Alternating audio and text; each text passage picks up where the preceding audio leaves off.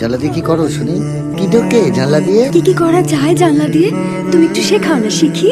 নষ্ট মেয়ে কোথাকার! নষ্ট মেয়েকে বা নষ্টামি শেখাতে লাগে? লাগে লাগে পিঠে লাগে রে বাচ্চাত গুলো। কোথায় গেলি? আরে মরলি নাকি?